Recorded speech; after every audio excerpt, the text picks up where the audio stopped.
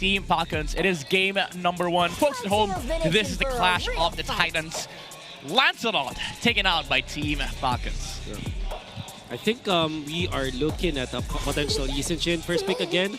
But for Tlph, they're that kind of team that are willing to kind of be flexible. Much like Aurora, where we saw eventually like a Baksha as well as a Fredrin in the utility jungler role. But it's not, for Tlph, it's quite even. Like, you're always considering Carl TZ to pick up both the assassin and the utility jungler at any point in time. Yeah, I don't know. It feels like YSS is the new Fredrin. YSS is the new Fredrin. It's always first pick. Oh, like last time. Alright, like C value in me times. Yeah, it feels Do you like that? Do you like that time? YSS? I'm a fan. I'm a fan of that time. Of what? Fredrin? Of Fredrin times, yeah. Of course. Oh my days. I look fondly at the utility jungler meta. I was enjoying the meta. I'm not a big fan of like Fredrin across the board. Like first pick Fredrins every single time. That's why you ban them. And then the teams are forced to evolve. But check this out. Yeah. The CC gets banned. And then Falcons have to take out like the Zushin for sure. Or the Phobius, okay? So this allows the Arlet to run roughshod. I don't know if this is going to be a first pick Yushin or first pick Zushin. Usually Jushin. I think Yeah. there's some respect for top teams within Jushin, right? Yeah, especially for Tlph. This was the winning recipe that was being harped on last week. Yeah, this is how they swept Twisted Minds, right? But So Hayabusa for the Jushin, that's the answer. And of course the Harith. But this is the scenario where you go Fredrin Arlet Yes. for Tlph. Yeah, I do agree. Like, picking up the YSS here just sets up for horrible matchups against the Hayabusa and Harith. So maybe that's a smarter choice for Tlph. You go for the Carl Fredrin Nepomuceno. Yes, sir. wouldn't that be painful though? To have gotten likely to have gotten beaten Oh my out. God. Yes, sir. Oh my. No! Hey. Liquid are just loading that draft from Twisted Minds. Yep. Yeah, again, this is Tlph signature. If you can't go for the typical YSS, you see the other value. Yeah, see the See the value in See the the value in Fredrin. me. And unfortunately for them, they have Carl Fredrin Nepomuceno. All right, Carl just needs to play 9 more games and then he can be #1. Yes. Do you go Farsa or Eve now, though? Yeah, you're actually, matter of fact, you're correct. He's 9 games away from the #1. That's also true. That's still a lot of games, though. But I think he's stat padding. I think Carl TZ saw that, oh, somebody is ahead of me. This should not happen. Yep. Coach Tick nor RC could stop him. Not at this point. Oh, Lapu-Lapu. This is what I was trying to say. If you wanted to win that XP lane matchup, you give something like a Lapu-Lapu to Ferds. That's right. Even if it is running into a Jushin and an Arlet in the laning phase, Yeah. I think something about this Lapu-Lapu, especially how we saw Edward play it earlier today, can really just force the attention of even a team like Liquid. Yeah. I like seeing the Lapu-Lapu with the Hayabusa as well because there's a lot of creative ways that you can jump into the fights. You can go Lapu-Lapu first or Hayabusa first, or even they can even target separate, targets, Yes. And this is also them saying that Jushin will not have a good time. There's always a lot of dive for Falcons. Yeah, it's sort of like the wild card pick for Team Falcons that is either gonna alleviate the pressure and enable the other members, or is gonna shut them down. That's why Ferds, sometimes you just gotta let him wild. Yeah, but it's the wild card for the wild one. Although, ironically, it's the Arlet that's actually the hero that garnered him that moniker. Going into the second phase, you see the Granger get taken out, as well as the Chip. Hold up, wait. Huh. The Chip would also kind of benefit Liquid, but I think it is just scarier for Falcons to pick it up Red 4. Red 4, yeah. Red 4 is always a threat. That's also true. Now I'm thinking about Falcons' draft. Are they willing to give up the Matilda presence for Tlph? I mean, because Tlph are so good with Fredrin Matilda. Yeah. That's just as bad as Chip Fredrin. Yeah, but again, there's always the threat of Falcons forcing that on Red 4, though. Like, both these two teams, I mean, at some point, they've exchanged coaches. Like, Trevor used to be with Liquid, so I do think that they have the same understanding of how this draft goes for these two teams. You're right, and RC was also a Falcon. Yes. That's true. Also, good ban of the Eve. Without an S. We'll let that sit. Yeah, without an S. No, you don't let that sit because there's no S. My God. So what's left? You said the Eve or the... Farsa. Farsa. Farsa comes out scot-free. Yeah, because Eve's got banned out. So this is just a free Farsa game for few. I wonder El Capitan. Okay, so they pick up the Grok. This is a really good pick. That will, however, it does not solve that Matilda problem for Falcon. Yeah, that is very true. How about like even a Bruno here for Tlph? Oh, Bruno for Oheb. Yeah, they probably will not care that much. However, because of a lot of dives from Falcons, they might just go for a Claude, which is their go-to pick against the Harif. Yeah, we saw that in MC too. Like Fredrin, Claude combo. You don't have the early game like death ball, but you do secure the Claude getting through the mid game stage towards that late game power spike. But it's kind of scary though. Gatot Kacha though. I remember Gatot Kacha is such an easy pick. Yeah. It's kind of scary though against the Master with the Grok on his hand. So he does go for the Moskov instead, but they do go for the Gatot on JB. Well, we don't even know. Like they could just swerve the roles between these two players. But the last pick for Team Falcons, they're looking for a few here. Yeah, Farsa comes to mind. I just hope it's not Vexana once again. Luoyi? There's also a turn of the Selena. Maybe for Falcons, so that they will have some vision around the map, so they at least they can also kind of help out with this Moscow. But then the peel coming up from the Gatot is always going to be scary. But the extra vision to get from the Selena is also pretty good. But like we said, the Farsa is such a good pick. Yes. You mentioned the Luoyi, but oh yeah, that could be good against the Fredrin. But I think the Selena just gives them so much value in this scenario. Yeah, there's a lot of tempting choices here for Arcangel. But he does go for the Kimi. Wow. Okay, they roll it down to the mid-game strength of having the Kimi constantly rotating with the Grok. What do you think about this, guys? Kimi works in Fury versus the Fredrin. What I like about it though is that it wins the matchup versus the Jushin, especially because he will have the aid of the Grok. And we said that there is a lot of importance in the mid lane duo, mid and roam duo between these two teams. Yeah. With Kimi and the Grok, that's one of those classic combos, but it was played in a different manner. Kimi used to be a core hero, right? With the Grok, but that was the age of the Brawl era actually. Yeah, this is such a throwback for a lot of these players. You know, Master Ogwin back on the Grok. We see the Kimi again on the hands of View, but overall it's looking like Team Liquid.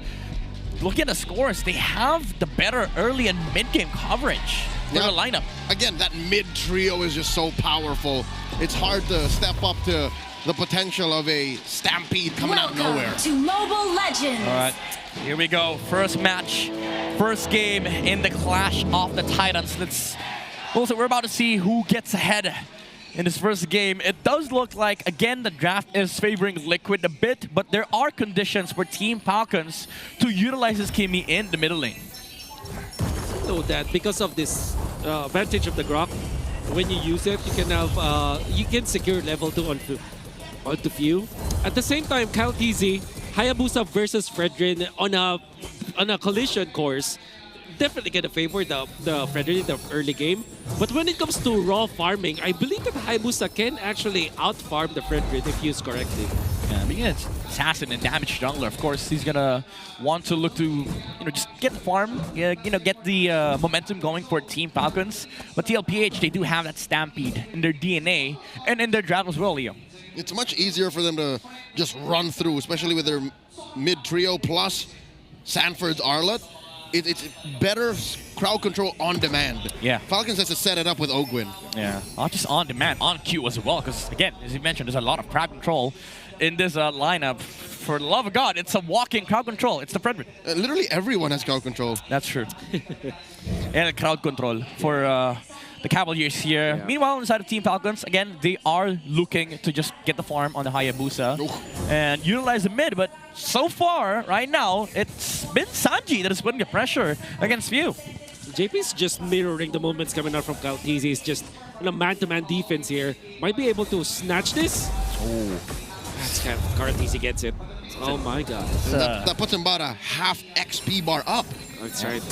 Bit of damage on the resources here for the side of Team Falcons, but first Turtle is going to be the turning point here for both sides to see who gets the first dub here. Oh no. Final slash used by Sanford. Oh man.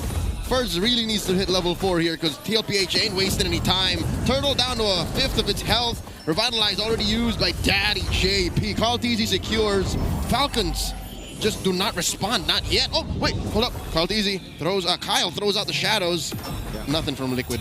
Oh man, Falcons are really not feeling it. I mean, when you look at this draft, I'm sure that Falcons have identified that they're not as strong in the early game. Oh. However, they're not even trying to poke or fight. It's always them just responding to what TLPH is doing.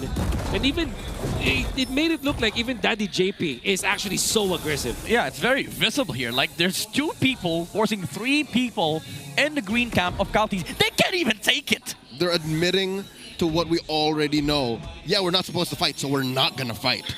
Yeah, but look at Carl. He's just gonna walk over there, Yep. get the lethal, and then get a green cam next.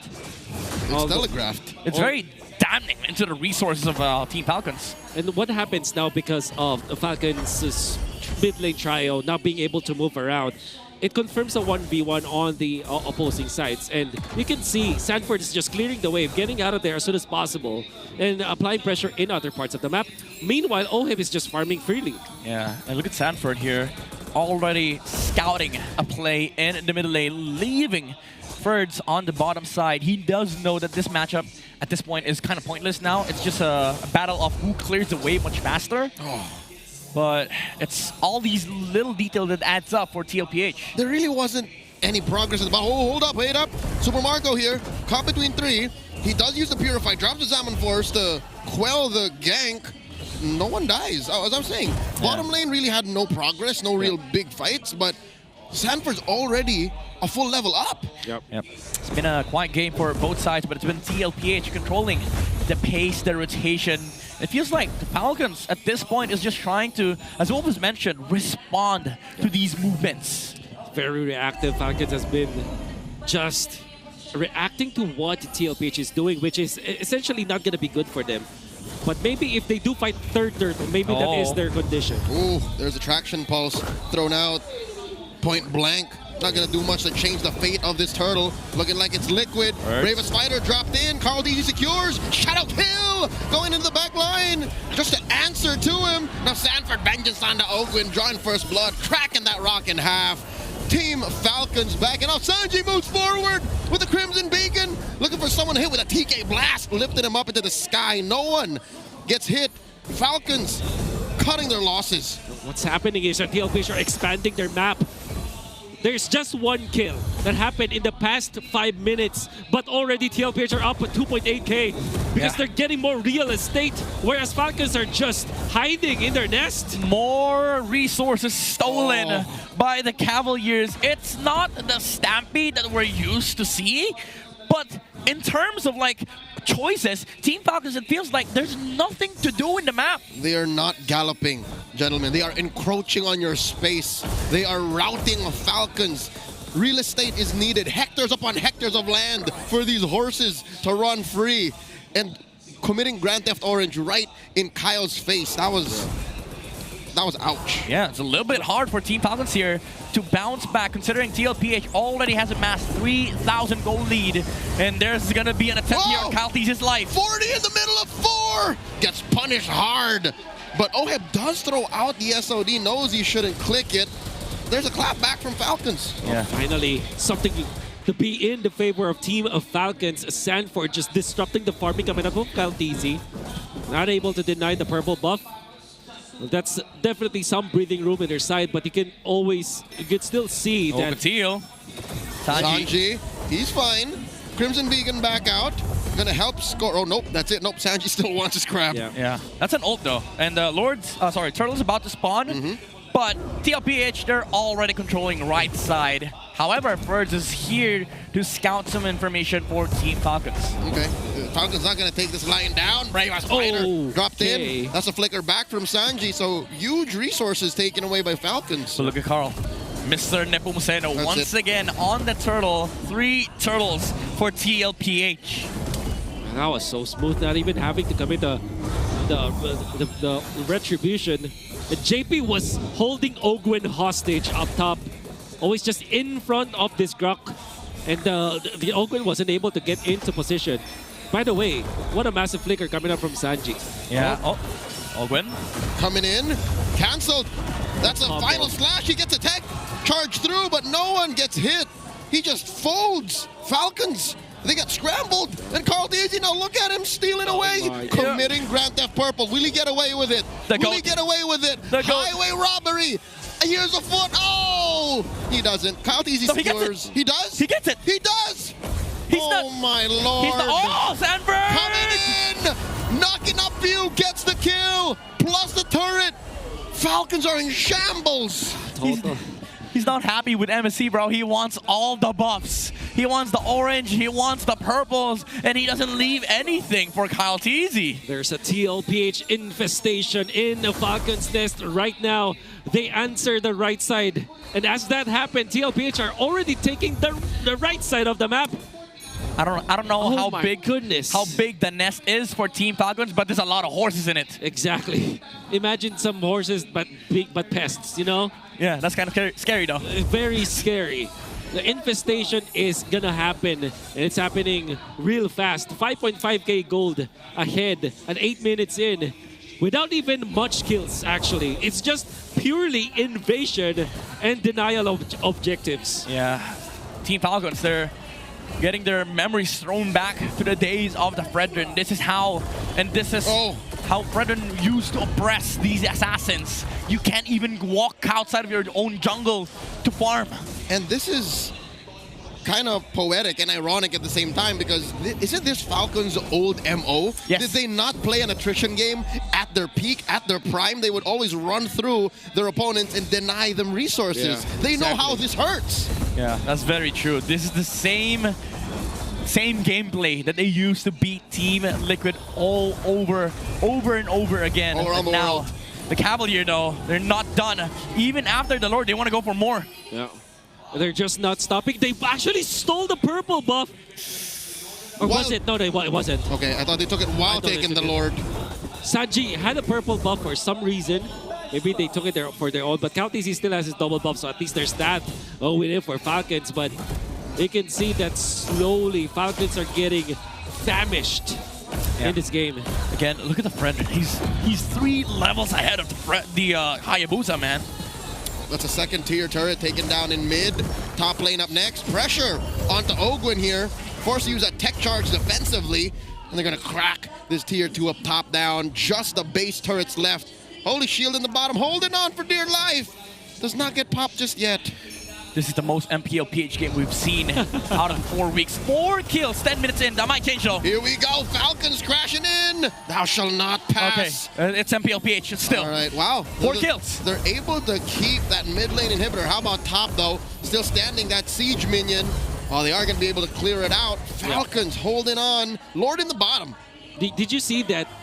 Oheb dealt 3,900 damage off of just the passive of the Moskov. And there you go. 2-man final slash. 40 finds him. They're in the base. Appraiser's Wrath compromising Falcon's front line. Down goes Ferds. Ogwin cracked in the middle. Sanji buying that blood wings just to have a little bit of shields. I think they're going for the juggler here. They might end this, gentleman. Fuel gets taken down. Shadow kill by Kyle. It's a last resort. Desperate measures as TLPH stampede through. Game 1. That's it. Oheb calls. Tower lock is the way. And TLPH secures the first.